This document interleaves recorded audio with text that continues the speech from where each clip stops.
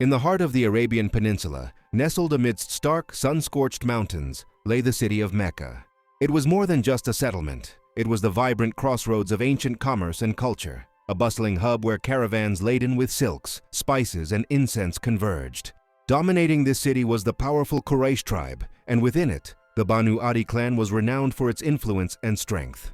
From this very clan emerged a young man of formidable stature and unyielding will, Umar ibn Al-Khattab. Known throughout Mecca for his physical prowess and fierce temperament, he was a champion wrestler and an eloquent poet, a figure whose presence commanded respect and, often, fear. His reputation was as solid as the desert rock, a man fiercely loyal to the traditions of his forefathers. As a new whispered message began to ripple through the alleyways of Mecca, Umar stood as a bulwark against it. This new faith, Islam, preached by Muhammad, a man from his own tribe, challenged the very foundations of their polytheistic society. For Umar, this was an unacceptable disruption to the ancestral order he was sworn to protect. Fueled by a deep-seated loyalty to the traditions of the Quraysh, he became one of Islam's most vehement opponents. He saw the early Muslims, who practiced their faith in the shadows to escape persecution, as a threat to Meccan unity. His opposition wasn't just verbal, it was a physical campaign of intimidation. The growing influence of the Prophet Muhammad ignited a fire in him, and one fateful day, his resolve hardened into a deadly purpose. With his sword drawn and determination etched onto his face, Umar set out with a single, chilling intent: to silence the Prophet for good. As he marched through the streets of Mecca, a storm of fury gathering within him, a man intercepted him with startling news. "Before you go to Muhammad," the man warned, "you should deal with your own household first. Your sister Fatima and her husband have forsaken your religion and embraced his." The word struck Umar like a thunderbolt. Betrayal, so close to home. He diverted his path, his anger now redirected and magnified, and stormed towards his sister's house. As he neared, a soft melodic sound reached his ears, a recitation he had never heard before. It was the sound of the Quran. He burst through the door, his rage unleashed. The confrontation was immediate and violent. He demanded to know what they were reciting, and when they defied him, his fury peaked. In a moment of blind anger, he struck his sister, Fatima. A trickle of blood ran down her face, but her eyes, far from showing fear, shone with an unshakable conviction. The sight of her blood, shed by his own hand, and her unwavering defiance in the face of his wrath, shattered his rage. "Yes, we are Muslims," she declared, her voice resolute. "Do what you will, for we will never give up our faith." The confrontation left Umar shaken. His sister's courage and the sight of her blood had pierced his armor of fury, leaving him overcome with a profound sense of shame and remorse. The anger drained away, replaced by a deep, unsettling curiosity. What were these words that could inspire such strength and devotion? "Show me what you were reading," he demanded, his voice now subdued. After he cleansed himself, he was handed the parchment. It contained the opening verses of Surah Taha. As Umar's eyes scanned the sacred text, a transformation began. The powerful divine eloquence of the words washed over him, dismantling his preconceived notions and touching a part of his soul he never knew existed. His hardened heart softened, his anger dissolved into awe, and tears of profound emotion welled in his eyes. This was not the work of a poet or a madman, this was the word of God. In that moment, his life's purpose was redrawn. He would go to the Prophet Muhammad, not as an assassin, but as a servant of the faith he had once sworn to destroy. With his decision irrevocably made, Umar ibn Al-Khattab strode with newfound purpose to the house of Al-Arqam, where the Prophet and his followers were gathered. The man who had left his own home as the staunchest enemy of Islam now stood at the door as a potential convert. The companions inside were filled with trepidation, but the Prophet, aware of Umar's arrival, granted him entry. The door opened and Umar stepped inside, his formidable presence filling the room. This single moment, born from a crucible of anger, blood, and revelation, would not only change the destiny of one man, but would forever alter the course of human history, empowering a fledgling faith and shaping the future of a global civilization. When the story of Islam is told, it is often a tale of two halves, before Umar and after Umar. In the previous chapter, we left off with a man famed for his ferocity, marching with sword in hand to end the life of the Prophet Muhammad. Yet, destiny had a different plan. Standing before the Prophet, his sword now discarded, Umar ibn Al-Khattab, the fearsome persecutor of Muslims, did the unthinkable. In a voice that once terrorized the believers, he recited the Shahada, the declaration of faith. A stunned silence fell over the small hidden community of Muslims. For a moment no one moved, no one breathed. Then, as the reality of the moment sank in, a single cry of Allahu Akbar erupted, followed by another and another, until the takbir echoed through the valleys of Mecca. The joy was electric, the astonishment immeasurable. This was not just a conversion, it was a seismic shift, a turning point that would forever alter the course of their history. For years, the followers of Islam had lived in the shadows, their prayers whispered in secret, their faith a clandestine affair to avoid the brutal persecution of the Quraysh. With the mighty Umar now in their ranks, this was about to change. He turned to the Prophet and asked a question that was both simple and revolutionary. "O Messenger of God, are we not on the right path?" When the Prophet affirmed they were, Umar declared, "Then why should we hide?" He proposed they go to the Kaaba, the most sacred site in Mecca and the stronghold of their opponents, and pray openly. The risk was immense. This act of defiance could provoke a massacre. But with Umar on one side and the equally formidable Hamza ibn Abd al-Muttalib on the other, two columns of Muslims marched through the streets of Mecca. For the first time, Islam stepped out of the darkness and into the light. The leaders of the Quraysh could only watch, their faces a mixture of shock, disbelief, and helpless fury. As the Muslims lined up for prayer in the courtyard of the Kaaba, a sight previously unimaginable, the Prophet Muhammad bestowed upon Umar a title that would define his legacy. He called him Al-Farooq. The name meant, the one who distinguishes, for his conversion had drawn a clear line between the era of secrecy and the age of public proclamation, between truth and falsehood. Umar's presence did more than just allow them to pray openly. It provided a shield for the weak and vulnerable. He used the same strength that once oppressed the Muslims to now protect them. The community was no longer a frightened, huddled group. With Al-Farooq among them, they had found a guardian, and Islam had found its public voice. His courage was contagious, strengthening the resolve of every believer. Years later, when the persecution in Mecca became unbearable, the command came for the Hijrah, the migration to the safe haven of Medina. Most Muslims slipped away under the cover of night, in small groups, avoiding the watchful eyes of the Quraysh. But Umar's migration was not an escape, it was a declaration. He strapped on his sword, slung his bow over his shoulder, and went straight to the Kaaba. There, in full view of the pagan chieftains, he calmly performed his circumambulation and prayers. Then, he stood before them and made his audacious announcement. "I am migrating to Medina. Anyone who wishes to make his wife a widow and his children orphans, let him meet me behind this valley." Silence. Not a single man dared to challenge him. He then left for Medina, not in secret, but as a lion departing on his own terms. Umar's arrival in Medina was not just a change of location. It was the beginning of a new chapter in his life, and for the entire Muslim community. Greeted warmly by the Ansar, the helpers of Medina, he looked towards a new horizon, ready to help build a society founded on justice, faith, and brotherhood. This was the foundation of the first Islamic state, a community that would soon flourish under the guidance of the Prophet. The story of Al-Farooq was far from over.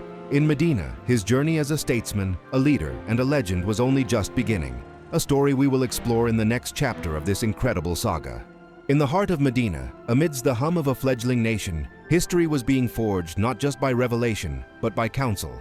Here, the Prophet Muhammad, the guiding light of his people, was seldom seen without his two closest companions, Abu Bakr and Umar ibn Al-Khattab. In this inner sanctum, Umar was more than just a follower. He was a pillar of strength and a strategic powerhouse. The Prophet didn't just tolerate Umar's notoriously direct and forthright opinions, he actively sought them. His sharp, analytical mind and unwavering conviction were invaluable assets, helping to chart the course for the Muslim community through its most formative years. Animated maps would be unrolled, strategies debated with fierce intensity, the bond between these three leaders a testament to the consultative spirit that defined early Islam. The crucible of battle would soon test this council's resolve. At the Battle of Badr, against overwhelming odds, Umar was a whirlwind of righteous fury, his sword a blur as he fought at the vanguard of a miraculous victory. This triumph, however, was followed by the near-catastrophic Battle of Uhud. When a tactical error turned the tide against the Muslims, chaos erupted. The devastating rumor of the Prophet's death spread like wildfire, shattering morale and sending warriors into despair. In this moment of utter collapse, Umar's voice thundered across the battlefield. He rallied the broken lines, his defiance a beacon in the darkness. "What is the point of living if the Prophet is dead?" he roared. "Fight for what he fought for." He became a human fortress, a wall of unyielding strength around which the believers regrouped, a symbol of resilience in the face of despair. Umar's wisdom was not confined to the battlefield. It was a profound spiritual intuition that often seemed to run parallel with divine will itself. There were several remarkable instances, known as the Muwafaqat Umar, where his strong, reasoned suggestions on matters of faith and community were later confirmed by verses revealed in the Quran. He possessed an incredible foresight and a deep concern for the integrity and privacy of the community. One such instance involved his suggestion that the Prophet's wives should be veiled to afford them greater privacy and distinction. Soon after, a revelation descended, affirming this very principle. It was a clear sign of his unique spiritual attunement, a mind so aligned with the principles of the faith that his logic preempted divine legislation. Yet, this unwavering conviction would face its greatest test not in battle, but in diplomacy. At the signing of the Treaty of Hudaybiyah, the term struck Umar as deeply humiliating and a strategic step backward. His protective instincts flared, and he passionately argued against it, his voice filled with the anguish of a loyal guardian. "Are we not on the truth and they on falsehood?" he questioned the Prophet. But when the Prophet Muhammad calmly confirmed that his actions were guided by divine command, Umar's fire of opposition was instantly quenched by the cold water of absolute loyalty. His submission was total. This fierce loyalty was tested again in the community's darkest hour, the passing of the Prophet. As grief threatened to plunge the Muslims into chaos, Umar, though heartbroken, stepped forward decisively. He quelled the paralysis of sorrow, pushed for the immediate election of a leader, and was the first to pledge his allegiance to Abu Bakr, ensuring a stable transition of leadership. As the dust settled and a new era dawned, Umar stood resolute beside the first caliph, Abu Bakr. His hand rested on his sword, not as a threat, but as a promise, a symbol of his unwavering commitment to protect the new leadership and the unity of the Muslim nation. He became the iron pillar supporting the caliphate through the turbulent waves that followed the Prophet's death. In serving his friend and leader with absolute devotion, Umar was unknowingly being tempered and prepared for the immense responsibility that destiny would soon lay upon his own broad shoulders, shaping him into the future leader the world would come to know as Al-Farooq, the one who distinguishes between right and wrong. In the year 634, as the first caliph, Abu Bakr lay on his deathbed. His final act was to secure the future of the nascent Muslim community. His choice for a successor was a man known for his strength, his resolve, and his unwavering integrity, Umar ibn Al-Khattab. But Umar did not rejoice at the news. Instead, he was overcome by the sheer weight of the responsibility. He knelt in prayer, humbled and fearful, not of any enemy, but of failing to uphold the sacred trust of justice.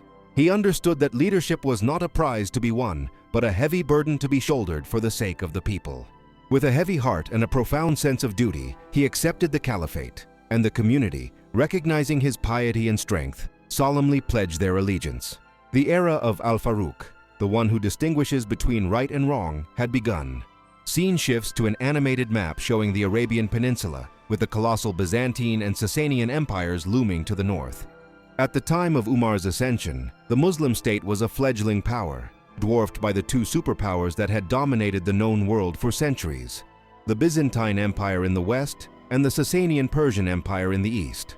To challenge one was considered madness. To challenge both simultaneously was unthinkable. Yet, that is precisely what happened. Guided by Umar's strategic brilliance from Medina, the armies of Islam marched forth, fueled not by a lust for conquest, but by an unshakable faith and discipline. In a series of breathtaking campaigns, the impossible became reality. At the Battle of Yarmouk, the might of the Byzantine army was decisively crushed, opening the path to Syria.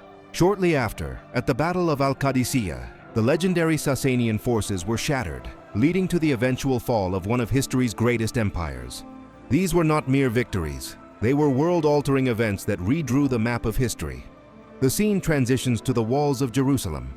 The Byzantine patriarch, Sophronius, looks out over the besieging Muslim army, which waits patiently. Following the victory at Yarmouk, the Muslim army laid siege to the holy city of Jerusalem. Yet no attack was ordered. The city's leader, the patriarch Sophronius, had a unique condition for surrender.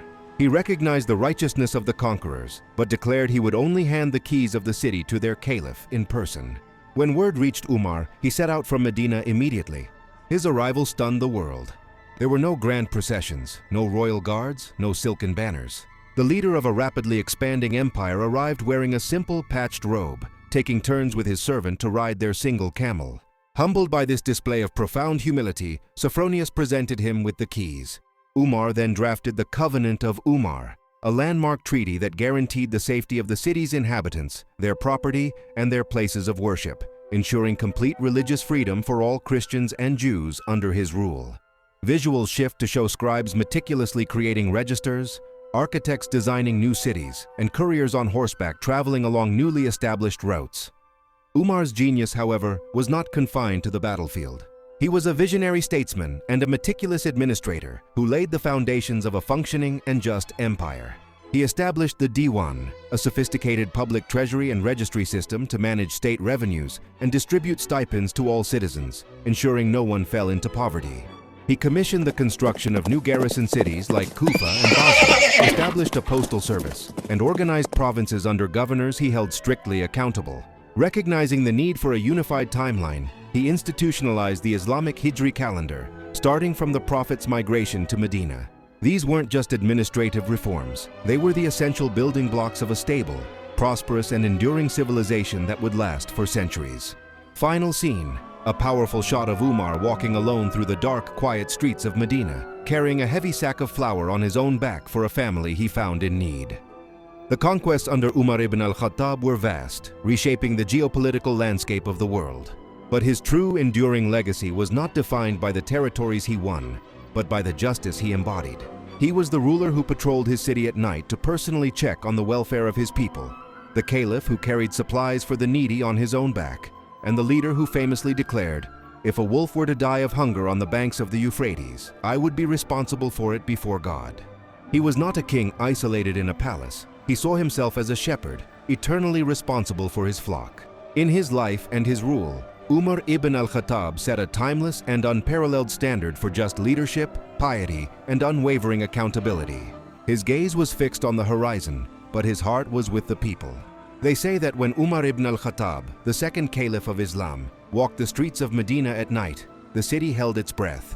Here was a ruler who saw no difference between himself and the lowest of his subjects, a man who would repair his own worn-out shoes and sleep on the hard floor of the mosque, a humble guardian for a burgeoning empire. His sense of duty was absolute, captured in his timeless words. "If a mule were to trip on the banks of the Euphrates, I would be afraid that God would ask me why I had not paved the road for it." This was not the declaration of a distant emperor, but the vow of a shepherd who felt responsible for every single soul and every creature in his flock. His life was a testament to the idea that true power is not found in a crown, but in service and accountability. While the treasures of Persia and Byzantium poured into the state coffers, Umar's personal life remained a striking portrait of asceticism. He was the master of a vast empire, yet he lived like the poorest of his people. He scrutinized his governors for any hint of luxury, demanding they account for every coin, while he himself lived on bread and olive oil. When he fell ill, his advisors suggested a little honey from the public treasury as medicine. He refused, standing before the people in the mosque to ask for their permission, for it did not belong to him. Foreign envoys would travel for weeks, anticipating the opulence of an imperial court, only to find the most powerful man in the world sitting under a simple palm tree, his patched robe a stark contrast to the empire's immense wealth. This was Umar, a king in rags, whose authority was woven not from silk and gold, but from unwavering justice and profound humility. The pre-dawn air of Medina was cool and still. Inside the Prophet's mosque, a sacred quiet settled as the faithful gathered for the Fajr prayer.